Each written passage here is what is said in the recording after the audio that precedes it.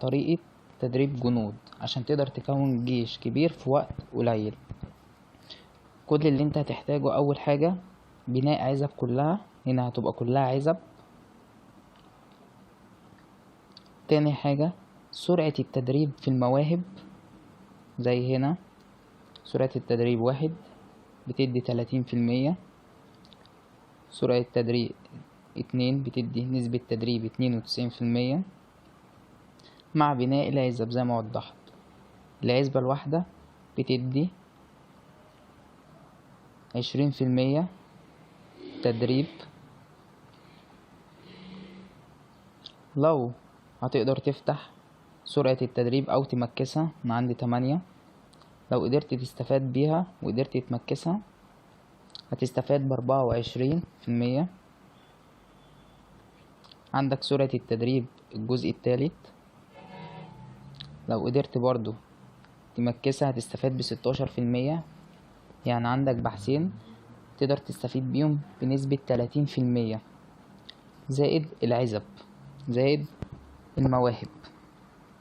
في معدات طبعا بتزود، بس بتبقى معظمها يا اما شحن يا اما نادر لما بتجيلك، زي مثلا الجزمة دي بتديني سرعة تدريب 2.5%. اول حاجة عشان تبدأ تدرب جيش كبير وتستفيد بكل حاجة هتيجي من ورا الجيش اللي انت هتعمله، لو انت فاتح التي 4 وبتجهز لفخ، اول حاجة هتعملها عندك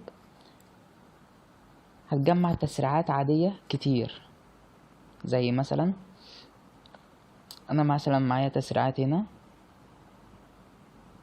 4 ايام، تسريعات في 3 ب10 ايام، 8 ايام، كلها تسريعات. دي اول حاجة بقدر اجمع عدد كبير على قد ما اقدر. تاني حاجة بجمع 80,000 جوهرة. انا بحاول اجمعهم في قد ايه؟ يعني على حسب التحالف بتاعي، انا ممكن اجمعهم في 10 ايام بالظبط. ازاي؟ اول حاجة الجواهر بتاعة الميدان بقدر استفاد بيها كل 6 ايام، باخد حوالي 10,000 جوهرة او 11,000 جوهرة. دي طبعا مع شطارتك في رتبتك في الميدان. تاني حاجة تقدر تستفاد بيها هي الهدايا اللي موجودة في صناديق التحالف. زي مثلا شوف تحالفك بيجيب كام صندوق، ليفل 2 او ليفل 3، هيساعد على الجواهر. طول ما انت في تحالف قوي طول ما الهدايا بتاعتك بتزيد، وطول ما الهدايا بتزيد طول ما الجواهر عندك بتزيد. الجواهر دي بتيجي من كذا نتيجة: الميدان، صناديق التحالف، الصيد، تمام، المغارة. لما يبقى معاك كده معاك نجوم مجد كتير، بتخش تلعب، بس بتلعب على القطع او بتلعب على وحش جواهر ان انت تكسب المغارة. في كل مرحلة انت بتعديها بيجيلك الكزم، ممكن تستفاد منه بجواهر. شوف كم مرة بتضربه. يعني انت لو مثلا عملت رينج كل 10 ايام هتدرب، يبقى كل 10 ايام هتحاول تجمع 80,000 جوهرة. طريقة سهلة جدا، ليك كذا طريقة. زائد الكنز بيديك كل 30 يوم، بس تقدر تنسقها. لو كل 10 ايام هتاخد من الكنز ده 10,000 جوهرة. يعني انا هنا بيديني 60,000 جوهرة، وبعمل ايداع ب29,000 جوهرة، يعني الصافي بتاعي 30,000. يبقى في 10,000 باخدهم من الكنز كل 10 ايام، مثلا 10,000 جوهرة و10,000 من الميدان، ادي 20,000 جوهرة. والهدايا اللي بتجيلي زائد المهرجانات اللي بقدر اخلصها، تمام، زي مثلا تحالف البطل او مثلا مهرجانات كتير تانية. زائد مثلا لو انت مثلا جبت المراقب، جبته دمج، جبت المراقب مثلا بحث، جبته صيد، الاحداث دي بتديك جواهر. الهدف من ان انت تجمع 80,000 جوهرة وتجمع تسريعات كتير. اوضح لك حاجة: عشان تقدر تجيب جيش كبير لازم تستفيد بيهم بكل شيء. اول حاجة مثلا تقدر تستفيد ببطل بيبقى موجود هنا اسمه غندر في تدريب الجنود، عشان تقدر تستفيد بيه بالثلاث صور بتوعه. تستغل الحدث دوت ازاي؟ تقريبا بيبقى النقط بتاعته 4,400,000. كل اللي عليك ان انت هتدرب ب80,000 جوهرة هيجيبولك 200,000 تي 4.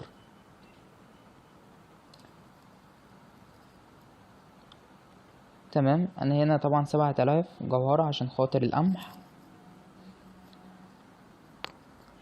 10,000 جندي تي 4 بيديك 150,000 نقطة. هتدرب 100,000 تي 4 ب40,000 جوهرة أو 40 أو 42,000 جوهرة على حسب سرعة التدريب اللي عندك. لو هتدرب 100,000 جوهرة ب42,000، هتدرب عفوا 100,000 تي 4 ب42,000 جوهرة، هيدولك 1,500,000 نقطة. هتدرب 100,000 تاني زيهم هيديك 1,500,000 نقطة، يعني الإجمالي 3,000,000 نقطة.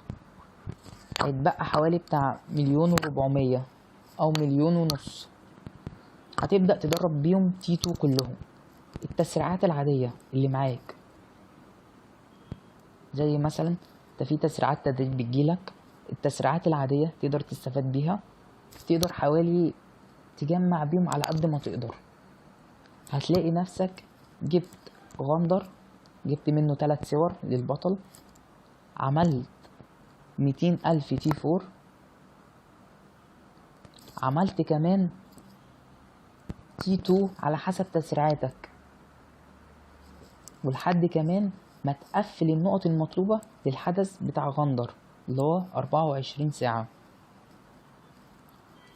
دي كل اللي انت تقدر تستفيد بيه، زائد ان انت برضو تستفيد بنقطة تانية عشان ما تكونش صرفت 80 او 84,000 جوهرة وما استفدتش منهم في احداث. مثلا كل حدث تدريب جنود بيظهر ابدأ درب فيه لحد ما تخلصه. يعني مثلا هنا في حدث تدريب جنود بيديك كام؟ 1000 جوهرة زائد تسريعات زائد صناديق. عايز قد ايه؟ 790,000 نقطة. تقدر تدرب بيهم تي 4 او تي 2. خلص الحدث اللي بعده، نزل تدريب جنود، درب في الحدث لحد اخر اليوم. تبدأ تشوف فاضلك كام نقطة وتخش على حدث واحد في تدريب جنود برضو، تبدأ تدرب بيهم تخلصهم كلهم. زائد ان انت لما تخلص او تجيب نقط كتير في حدث زي دوت، تمام، واستفدت بالمركز الاول، هتاخد 3,300 جوهرة زائد تسريعات وصناديق. يبقى انت الجواهر اللي معاك والتسريعات استفدت بيها بايه؟ استفدت ان انا جبت 3 صور من الغندر زائد 84,000 جوهرة. لو انا خلصت ما يعادل في اليوم مثلا 8 ابحاث، عفوا 8 احداث تدريب جنوب، يبقى على الاقل لو كل حدث هيديني 1000 جوهرة فانا جبت 8,000 او 10,000. تمام. ديت هتبقى انت انتهيت من 10,000 زائد صناديق زائد تسريعات. هتيجي كل 10 ايام، يعني انت لو في الشهر التزمت زي ما بقولك كل 10 ايام هتقدر تجمع، تمام، هتلاقي نفسك مجمع في الشهر حوالي 600,000 تي 4 زائد ان انت هتلاقي نفسك مجمع تي 2 كتير. تمام. انا بعمل كده بالظبط. انا كل مرة بدرب تي 4 200,000 زائد بدرب منهم جنود دي تي 2 على قد ما اقدر. جمعت 200 300,000 تي 2، يبقى انا اقدر في شهر في شهرين اقدر الم الدنيا كلها. انا هنا المشاة عندي التي 4 والتي 2 ناقص بسبب ان كان فيه هجوم عليا وبلعت الحشود، بس عشان كانت المستشفى مليانة والملجأ مليان فطبعا ما قدرتش استفيد بيهم كلهم زي ما انتوا شايفين طبعا. بس يبقى انت كل اللي عليك هتعمل ايه؟ اول ما هتدرب حاجة زي كده هتلاقي نفسك جالك 10,000 من الاحداث، تمام، زائد 10,000 من الميدان، ادي 20,000. 10,000 من الكنز الدفين زي ما قلت لكم هنقسمهم ل3 مراحل، ادي 30,000. اعتمادك على الاحداث بتاعت مراقب، اذا كنت هتجيبه تدريب، هتجيبه مثلا بحث، هتجيبه دمج، برضو في تسريعات بتجيلك، في جواهر بتقدر تستفيد بيها. هتلاقي نفسك مجمع حوالي من يعني 40,000 جوهرة، زائد الصناديق بتاعة التحالف، الهدايا، زائد مثلا المهرجانات اللي بتيجي بشكل مستمر. هتلاقي نفسك جمعت 80,000 جوهرة.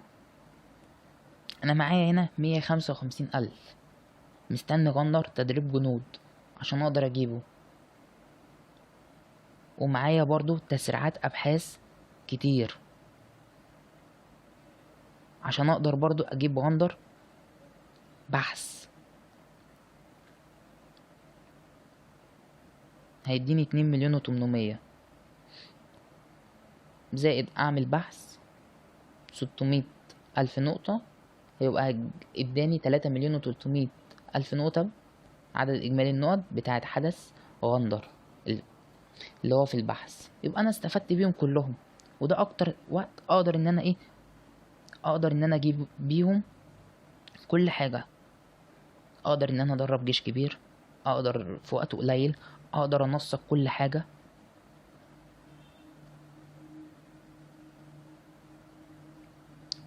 طبعا زي ما وضحت لك انت هتعتمد على حاجات كتير، ولو نسقتها كل 10 ايام في خلال شهر هتلاقي نفسك مجمع 600,000 تي 4، ومجمع حوالي برضو 600,000 او 500,000 على حسب تدريب التي 2 النقط المتبقية للحدث. هتلاقي نفسك بدأت تجمع جيش كبير، زائد ان انت هتبدأ تستفاد بصناديق بتاعة الأحداث. تمام، حدث تاني برضو تدريب جنود، استفاد بالجواهر واستفاد بالصناديق عشان تقدر تجيب قطع. هتلاقي نفسك استفدت بحاجات كتير، زي بطل غندر. انا هنا غندر جبته، بس بحاول ارقيه، اهو عندي اخضر، برقيه من ناحية سيد، لقيت بحث، لقيت حدث بحث بجيبه، زائد حدث ال24 ساعة عشان اقدر استفيد، زي ما رقيت المراقب بالظبط. المراقب انا عملت نفس النظام، مراقب خلصته بحث، خلصته دمج، خلصته صيد، استفدت بيه. وكده نكون خلصنا حلقتنا. تمام، انا حبيت اوضح المعلومة بس، لو حبيتوا تستفيدوا منها اعملوا زي ما بقول لكم، ما حبيتوش برضو الرأي رأيكم. اهم حاجة بس ما تنسوش اللايك والسبسكرايب عشان اقدر انزل حاجات تانية وتجيلكم على طول. ولو حد عنده اي استفسار يرد عليا في الكومنتات.